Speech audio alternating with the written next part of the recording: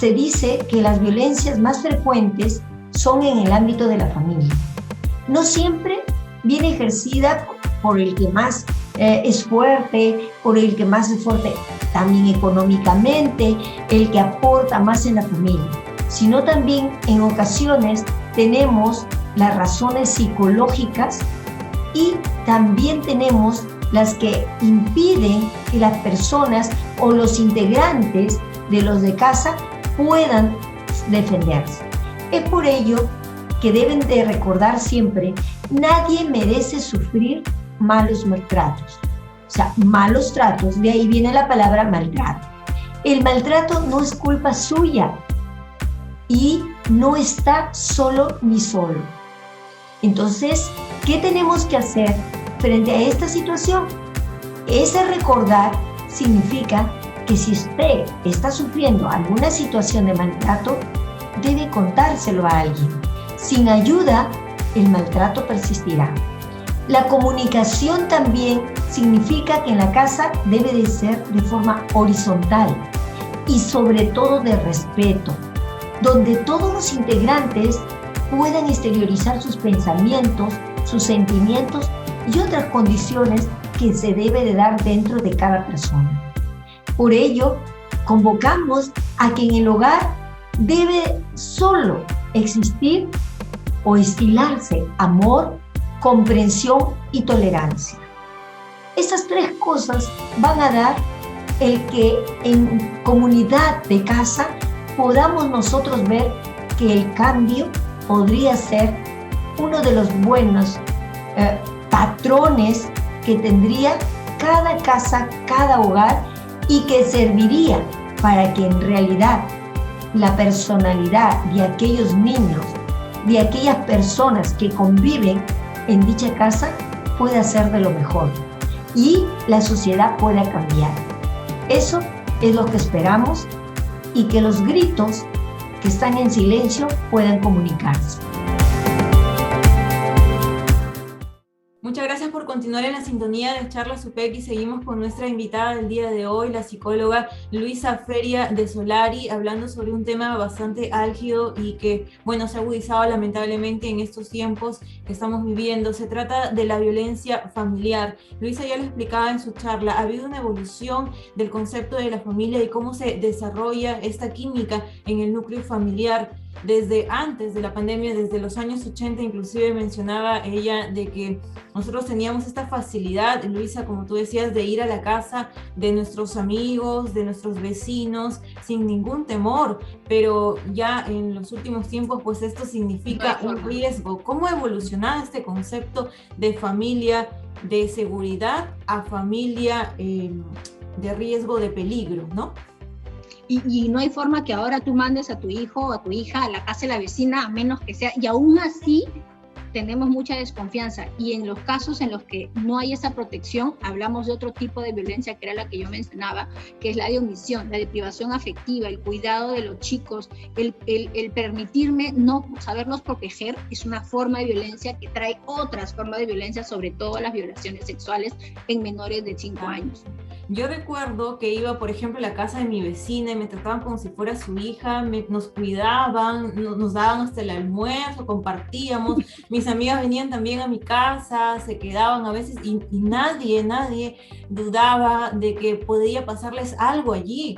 Inclusive ahora ni siquiera se puede estar a veces seguro en la propia casa porque padres de familia, tíos, familiares son quienes finalmente se convierten en victimarios de los niños y allí pues ¿cómo puede entenderse ese cambio de las personalidades, ¿no? De que antes la familia era protección y ahora pues se transgreden todas las normas que tú mencionas, inclusive dentro de este núcleo familiar y con las personas de tu propia sangre.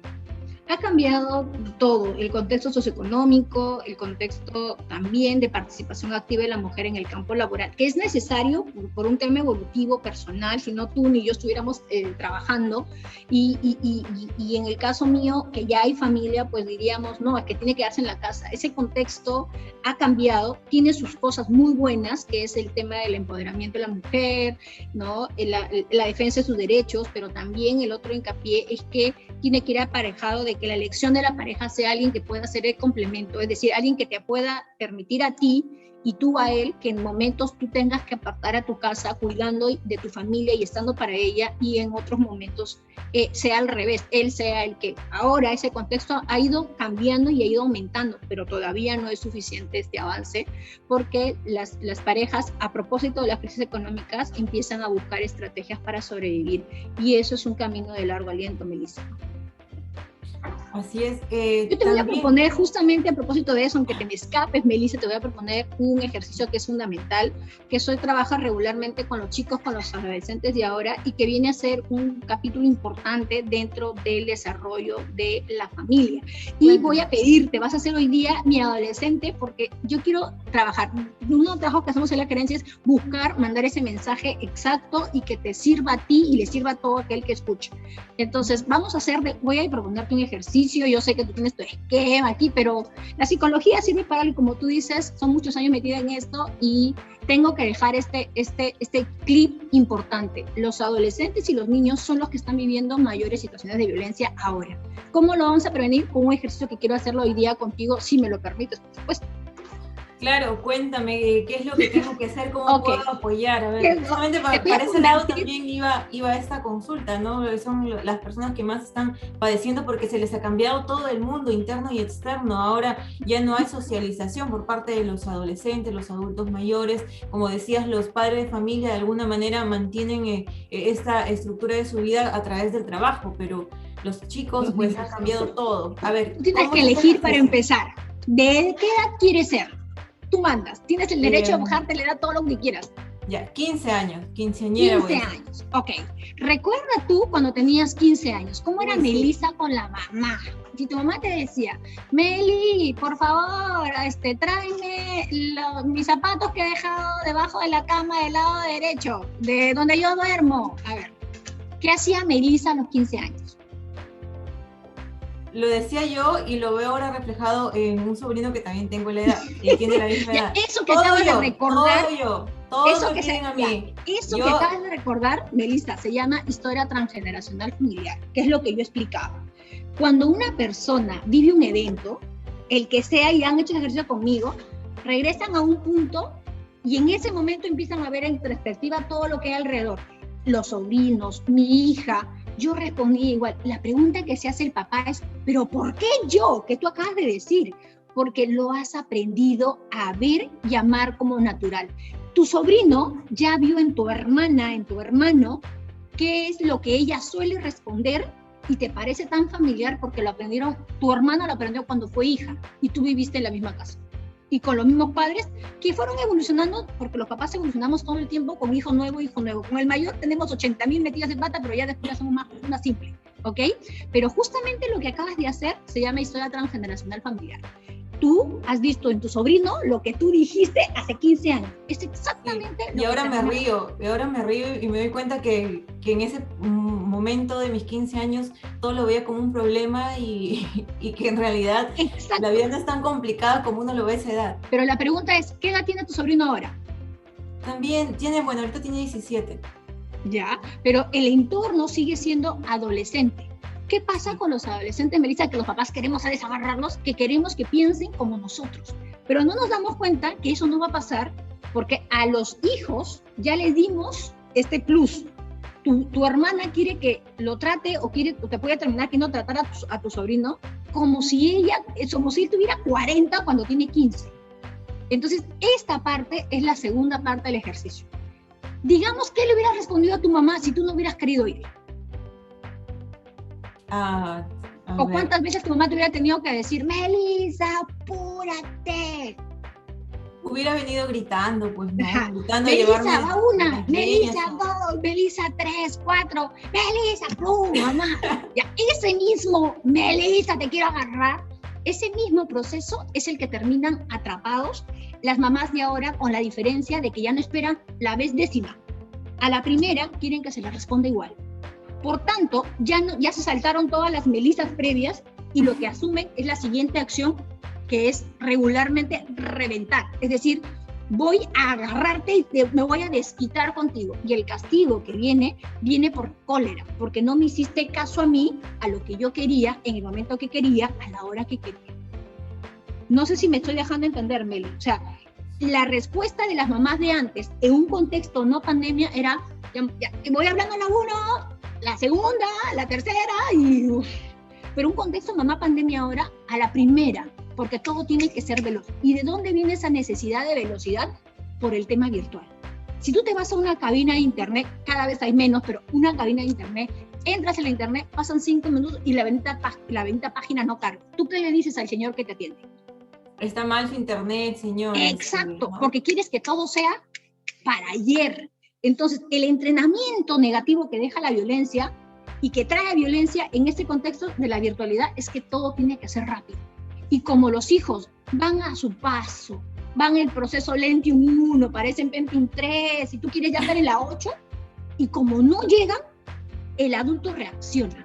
Y reacciona con lo que encuentra y cómo se encuentre. Si el adulto está tranquilo, ay, hijita, por favor, mira, cariño, te estoy llamando, te dice. Pero si tu mamá estaba histérica, ¿qué hacía tu mamá? Gritaba y retunaban las paredes y salían todos por la ventana. Igualito pasa ahora. Entonces, el ejercicio que yo quiero que vean los papás y el cual quiero que lo hagamos, que lo hemos hecho ahora, es que el contexto ha cambiado. Y si cambió el contexto, cambiaron las reglas. Y si cambian las reglas, cambian las personas. Y si cambian las personas, cambió todo. Esa es la dificultad de la pandemia de ahora. Ahora yo te pregunto, cuando tu sobrino vuelva a decir y repita tu discurso, ¿qué crees que le puedas decir a tu sobrino? A ver, no sé si estaré equivocada. Suéltala. Creo que podría ser explicar. Yo lo que he tratado de hacer es explicar cómo es que yo actuaba de esa manera en su edad. Entonces, diste en el clavo. Nos hemos conocido mucho tiempo, no sé si me has escuchado 1000 veces, creo, porque sí hemos tenido como oportunidad. explicar la situación para que luego entienda en algún momento, reflexione. Esa es la estrategia de ahora, ¿no? Melissa, ese es el gancho. El papá tiene que decirle al hijo, contándole desde su propia experiencia. O sea, todos hemos sido adolescentes, todos en ese momento nos hemos sentido frustrados, pero tienes que entender que esa no es la forma de reaccionar, o tú te sientes así y a todos les hemos pasado, ¿no?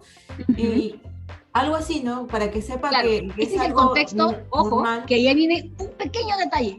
Eso funciona más con las chicas, porque la respuesta con las chicas es hablar. El lenguaje con las mujeres es hablar. ¿Por qué? Tú te encuentras con una amiga, pueden pasar 1 hora y pueden hablar 1 hora.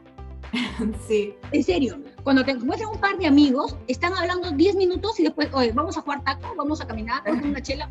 El contexto del varón, después de un pequeño comunicación, es hacer cosas. Entonces, al adolescente varón, no lo puedes tratar como una niña que quieres que te escuche y se siente a hablar contigo. Ahí está el detalle del campo. Por ejemplo, al varón, tú tienes que sentar. A tu sobrino que es varón, está bien, le explicas, pero después lo tienes que llevar de la mano o llevar contigo, porque la gente como que no va a querer que lo agarren de la mano, lo vas a tener que hacer que te acompañe y tú llevarlo a determinado lugar. Si es que fuera en la misma habitación, en la misma casa donde se sucede lo sé, donde tú tuviste hace 15 años, es llevarlo y decirle, mira, yo una vez recuerdo que yo estando acá parada a mi mamá y le vas contando, pero haciendo que él sienta que la visualización del movimiento es así como se le llama la atención a un varón que es adolescente y de ahora. Porque el adolescente de ahora, varón, necesita la actividad que perdió ahora con la pandemia. Y acabas de meterte una estrellita enorme y un gol de media cancha si haces eso con tu sobrino. Y tu sobrino va a querer, es que yo quiero mejor con mi tía Melissa, va a decir. ¿Por qué? Porque Melissa le pone el plus, que es la acción que acompaña a la palabra cuando es niño. O bueno, varón, adolescente.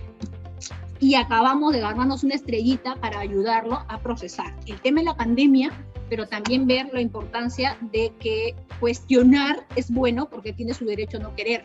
pero cuando vaya la explicación que tú le vas a dar, es decirle, la forma que tú tendrías para decirle a tu mamá que en este momento no es apropiado que te saque de clase para hacer algo que ella pudiera hacer por cuenta propia, es que tú se lo expliques, porque tu mamá es mujer. Y claro, tu mamá se va a entender con palabras. Pero si fuera que le tiene que explicar al papá, es mantener una actividad con papá que implique movimiento y en esa explicación ir hablando con papá. Por eso los varones cuando dicen voy a hablar con mi hijo salen a caminar. No se quedan sentados. ¿Por qué? Porque buscan la acción que acompaña las palabras. Y esa acción es la que termina ayudando. Lo que sí, la etapa de la adolescencia es una de las más complicadas, donde a veces uno... Yo creo que vamos a tener que en algún momento regresar a hablar de ella. Está con la cuando razón, quieras, pero está apuntado en la gerencia, bienvenida. Cuando quieras, volvemos a regresar y hablamos del adolescente que necesita lo que tú quieras, porque hay que ayudarlos a evolucionar sanamente para que cuando se enamoren y elijan no digas, ay, ¿por qué? Mi hija elige esta señorita. Así es, porque finalmente ellos también van a formar familias ya muy pronto. Ahora, ¿cómo hacer que bajen estos niveles de estrés que luego pueden generar la violencia en los padres? Porque los padres, como tú mencionas ahora, ya no tienen tanta paciencia, todo lo necesitan de manera inmediata, más que están abrumados también por el trabajo presencial o el trabajo en casa, el trabajo remoto, el temor de contagio, las deudas, las cuestiones económicas, todo parece que se les acumula, además de las clases también virtuales. Y cómo bajar estos niveles quizá de ansiedad o de estrés que no van a permitir interactuar de una manera adecuada con su familia, y a la larga pueden generar conflictos, primero los gritos, luego ya eso traducirse en violencia psicológica o violencia física, lamentablemente. Definitivamente hay dos cosas que son fundamentales. Uno, que es el hecho de que hay que luchar con la indiferenciación. Y hay que apostar por la diferenciación. Un papá tiene que, para poder ponerse en los zapatos de los hijos, tiene que hacer o poder aprender a llegar a los hijos, tiene que buscar estrategias. La primera es el juego. De la edad que sea, no importa. Yo no conozco hasta ahora un adolescente que haya visto que los demás juegan y él se haya quedado fuera y se haya perdido la decisión. El contacto con el adolescente a través del juego va a ayudar a dos cosas fundamentales. Uno, a desarrollar estrategias para sobrevivir a los problemas, porque regularmente te meten en problemas tales, entras, tienes que tener flexibilidad, adaptarte, pierdes ganas y toda esta ventaja que te da el juego. Y la otra parte que es fundamental es la interacción que tiene con el adulto o con la persona que está jugando. Esos momentos de juego tienen que darse sí o sí, por lo menos una vez a la semana como mínimo, para generar espacios donde no todo sea, rutina, y una rutina cargada de lo que ya describiste. O sea, tiene que haber un día a la semana. Por ejemplo, ayer celebramos el Día Internacional de la Familia. Entonces, la posibilidad de interactuar y revalorar a la familia es fundamental. ¿Cómo revaloro a mi familia? Buscando un espacio donde todos hagamos una actividad. Esta actividad tiene que ser lúdica. Juego del tipo que sea, cartas, meterse en la cama, almohadas, lo que sea, todo lo que sea interacción con juego siempre genera una situación donde se liberan hormonas sumamente saludables y que ayudan sobre todo al adolescente. ¿Ok? La otra forma son los cuentos. Los cuentos que son a través de historias personales, una historia de un libro, un cuento que me contaban de niño, pero el contar un cuento genera la posibilidad de que los chicos encuentren en ese cuento información. Si yo tengo un problema que no puedo hablar con mi hijo, a través de un cuento yo lo puedo hablar. Le puedo contar la historia de mi amiga que me dijo, que no me dijo, el hijo se puede dar cuenta, pero ya sabrá que estoy buscando acercarme para hablar y buscarle entendimiento. Entonces, esos dos canales son fundamentales, Melissa. Yo siempre lo repito, juegos y cuentos son la base de la sobrevivencia del adolescente de hoy en contextos de pandemia, que tiene que darse con papá, con mamá, con el entorno familiar. Esa es la mejor forma de prevenir la violencia, Melissa. Muy bien, es muy importante estos puntos, pero para el tema de la prevención. Ahora vamos para el otro lado, donde ya hay familias que son víctimas de la violencia y a veces el padre o la madre son quienes generan estas transgresiones o estos actos dentro del hogar. ¿Qué se les puede recomendar a ellos? El trabajo terapéutico es fundamental. ¿Por qué? Porque cuando uno tiene al agresor enfrente, tiene a un papá, a una mamá, que ya no puede manejarse solamente con lo que te decía. Antes los papás daban 10 llamadas de atención antes que genere un golpe o genere una reacción violenta, más abierta de la que pueda afectar al otro, ¿ok? Pero ahora los papás, estos tiempos se han acortado. Una cosa es que papá no lo pueda manejar desde antes de la pandemia y otra cosa es que se haya presentado o se haya centrado en la pandemia. Estos dos contextos ya nos dan información de cuánta habilidad pueda o no pueda tener esta persona. Si este contexto se acrecenta más y hay menos tolerancia cada vez que ya genera violencia, sí necesita ayuda terapéutica, Melissa. ¿Por qué? Porque la intervención terapéutica desde el lado de nosotros, que buscamos ayudar al agresor, que termina siendo en muchos casos denunciado, tiene que estar apuntado a 2 puntos fundamentales. El primero es el hecho de que la persona tiene o no un historial de haberlo hecho muchas veces y que se haya prometido o haya prometido cambiar y no lo hizo. Eso, como persona que llega a ayuda terapéutica, hay un aprendizaje anterior, lo que yo te decía, la historia transgeneracional familiar, que tiene que ver con eso que él ha visto toda su vida y que para él es normal. Y en ese contexto están las personas que llegan por el famoso machismo. Los machistas vienen de historias aprendidas porque mamá o papá o el entorno le enseñó a hacerlo. Y eso es algo que se puede ir corrigiendo a nivel terapéutico, ¿ok? El otro contexto ya es el que no solamente es el agresor físico, sino que ya ha aumentado la violencia sexual. En ellos el trabajo terapéutico es diferente. En el caso de los menores, que son los violentados, los que han sido maltratados, lo primero que hay que saber, si yo que conozco a un niño que es violentado o amenazado por violencia, lo primero que hay que hacer, Meli, es buscar las medidas que lo ayuden a proteger. Eso es lo primero. Psicólogo que recibe un caso de violencia familiar tiene que primero primar el interés superior del niño, que es proteger. Es decir, si es necesario, hacer la denuncia. Porque hay situaciones de violencia que se desatan una vez y tú intervienes a nivel multidisciplinario, te va a funcionar y no vuelve a pasar. Pero cuando ya llegan con historias, esta señora siempre viene, los policías te lo dicen, las comisarías te lo dicen, la señora siempre viene, cada 4 meses viene la señora. En esos contextos donde hay aprendizaje de violencia, el trabajo con los chicos no es solamente denuncia, implica el ayudarlos a corregir el modelo aprendido de respuesta, porque el niño que es violentado, niño que violenta también.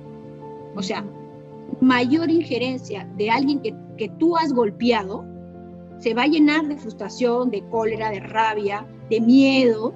Estas 4 situaciones ahorita se presentan en casi todos los niños que están asociados a el tema de la pandemia, como todos, encerrados. Entonces, ya un papá ya no sabe diferenciar si su hijo lo está haciendo por malcriado o lo está haciendo porque vive la situación de violencia, pero como lo que él único conoce es que lo hace por malcriado, lo castiga. Entonces hay que ayudar al papá a que entienda que así como él vive estas 4 situaciones que son normales, violencia, incertidumbre, o miedo, incertidumbre, ansiedad, y el tema de la frustración, que son las 4 cosas que estamos encontrando en las personas que acuden a pedir ayuda terapéutica en términos de pandemia y que llegan solo con la crisis envuelta en la pandemia, lo estamos viendo en los adolescentes. Entonces hay que trabajar estas 4 cosas con los chicos y hay que ayudarlos a nivel terapéutico. ¿Por qué? Porque el miedo regularmente se le da a la persona que agrede y ese agresor regularmente es papá y mamá, y ahí hay un trabajo terapéutico que hacer. Entonces los servicios psicológicos, Meli, llegan a nivel regional, a nivel nacional. Hay más ayuda psicológica de la que antes existiera. Hay los centros comunitarios, están los centros de salud y también tienen el gobierno regional, en este caso la gerencia de inclusión social, para que nos comuniquen qué podemos hacer por ellos. ¿Por qué? Porque lo primero que hay que saber es si este nivel de violencia todavía la podemos resolver o buscar resolver dentro del contexto familiar, teniendo a todos juntos. Pero si ya no se puede, hay que tomar las medidas preventivas, porque lo que hay que evitar es que lamentablemente la violencia es en escala. Cuando no va resolviendo la primera, la segunda que se da, la tercera cada vez va hacia mayor, y obviamente por eso es que después no entiende por qué se terminan las parejas o las familias matando unos a otros, porque no se dieron cuenta, porque el entorno familiar es el principal lugar donde ahora se pueden formular conflictos, se pueden evocar. La gente, lo que vive dentro de una casa pocas veces se sale, y la gente dice, pues, pero yo no entiendo, si la vecina era tan buena gente, te dicen, ¿no? Y se piensa que de un día para otro, pues un día estaba bien la familia en el Facebook, redes sociales, en casa, y el día siguiente termina asesinada lamentablemente la madre, de Y yo te familia cuento o que todos los hijos. Que es en muy los 12 importante. años, Melissa, no conozco Sí. una pareja o una familia que de pronto hoy día tuvo una primera sesión de celos y lo mató. No conozco, porque los celos en la relación de pareja, Mel, empiezan desde que son enamorados, sino que no se permiten, no se toman en cuenta o quieren evaluar a la persona cuando ya están perdidamente enamorados y el amor los mata, los ciega y los pone sordos, ciegos y mudos, y ya no hay forma de prevenir. Entonces, el trabajo de prevención tiene que ser desde el momento de elegir la pareja. Hay que conocer a la pareja, hay que buscar saber cómo es. Por eso es importante que no se salten los capítulos. Regularmente se embarazan y luego se casan. Luisa, importante entonces reconocer quizá algunos signos de alarma, de alerta, de cómo es que se va a visualizar luego la relación y si es que van orientados de alguna manera hacia el tema de la violencia, también en casa, ver si es que todavía estamos en un punto donde se puede solucionar estos problemas, si es que con terapia quizá con el apoyo psicológico que ustedes brindan y también determinar si es que ya estamos en un punto de violencia donde pues esto puede afectarnos a nuestra vida o a la de nuestros seres queridos para nosotros hacer la denuncia. Es importante que las personas que están viéndonos en los hogares, que ya han visto que han sobrepasado estos límites o quizá ven que hay algunas situaciones extrañas que consideran que esto puede luego traducirse en alguna violencia física, psicológica o sexual, digamos, acudan a los centros de ayuda. El Estado, como tú mencionas, brinda algunos soportes. A veces quizá las personas no tienen mucha confianza, inclusive en la policía, al momento Que de nos hacer escriban la al WhatsApp. recalcar cómo es que pueden acercarse a ustedes, cuáles son las vías de contacto para que las familias o alguno de los miembros puedan acudir y tomar estas orientaciones psicológicas que brindan. Mira, Meli, nosotros aquí en la Gerencia de Desarrollo e Inclusión Social tenemos, como tú bien dijiste, el programa La Familia, que es un programa en el que siempre hablamos de estos temas. Sin embargo, también tenemos un número de celular que es el WhatsApp de ALO, que es el 934-675986, 934-675986, que es el teléfono a través del cual las personas nos pueden escribir y hacernos su consulta. Soy yo la que les responde, porque soy la psicóloga de la gerencia, les responde su duda, su preocupación y ayudamos a que estos procesos de detección de la violencia sean encaminados y puedan recibir la ayuda psicológica que requiera. Y obviamente todos los recursos que brinda el Ministerio de la Mujer, ¿no? Línea 100 y todas las garantías que se dan en los centros de emergencia mujer. Sin embargo, también puede escribirnos al Facebook, o sea, en la página de Facebook de la gerencia también, inmediatamente ellos se comunican con nosotras aquí en el área de imagen y se puede hacer. Lo que yo quiero a través tuyo es pedirle a las personas que si hay o saben un problema de violencia, no permitan que este avance, porque ya les expliqué que la violencia es cíclica y va en aumento y no se puede controlar simplemente con que un papá te diga, no, ya no lo voy a volver a hacer, señorita, y a los 3 días lo vuelve a hacer, porque para poder dejar de hacerlo hay que corregir lo que está mal para que cuando vuelva a salir la situación violenta, la situación de que quiero matar, ya él haya aprendido de una estrategia para poderlo manejar. Y esa estrategia lamentablemente es individual. Yo no puedo decirte, ay, a todos les voy a decir que haga lo mismo, porque cada historia, por eso te decía tan importante la historia transgeneracional de la persona, porque la violencia tiene demasiados matices. Las personas tienen un contexto social, personal, familiar, que es el que lleva a la violencia, y sobre eso hay que trabajar. Entonces, los invito, escríbanos al teléfono de ALO, yo encantada de poder ayudar y guiar en el caso que ustedes nos crean conveniente, y en algún momento que tú me digas, Luisa, ¿puedes volver? Volvemos. Hay temas como los de los adolescentes o el tema de parejas que también son fundamentales que vayamos a desdoblar, o los tips para elegir correctamente a la pareja antes de casarse y todo lo demás, así que sin ánimo de desalentar, por supuesto, usted ya sabe a quién, pero ya, yo creo que se puede. Cuando quieras, encantada de regresar contigo, Meli. Claro que sí, Luisa, muchas gracias. Importante la incidencia en la prevención. Hay que trabajar en la prevención de la violencia desde el hogar, desde cada uno de los miembros de la familia, porque esto luego va a traer frutos de tener una familia sana, saludable, con unas buenas relaciones y evitar pues que se den más casos lamentables de feminicidio o de abuso contra niños dentro del hogar. Usted tiene que estar siempre pendiente de su familia, todos los miembros, para poder determinar si por allí hay alguna situación extraña, poder buscar ayuda si se necesita y evitar llegar a estos puntos ya que no queremos, pues, llegar de violencia donde ya la vida corre riesgo de todas las personas. Como mencionas, esto es un proceso, no va de la noche a la mañana. Entonces hay que estar muy atento, dar una miradita de vez en cuando, cómo va la relación en casa, cómo va la situación en el hogar, a pesar de los problemas que estamos viviendo a raíz de la pandemia.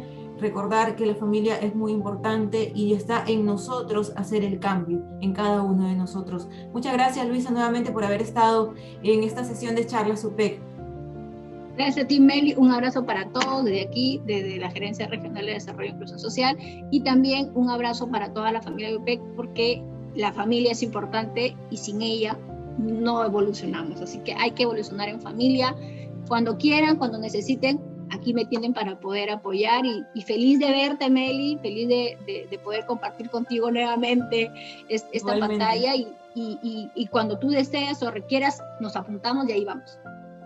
Muy bien, igualmente muy feliz también de reencontrarte, veo que estás con salud, y muchas bendiciones para todas las personas que nos están viendo y que se han reunido en esta sesión de Charlas UPEC. Recuerde a seguir cuidándonos con la mascarilla, lavado de manos, el alcohol, el distanciamiento social, y una oración por todos los que están pasando por momentos difíciles en esta pandemia. Nos vemos la próxima semana. Hasta luego.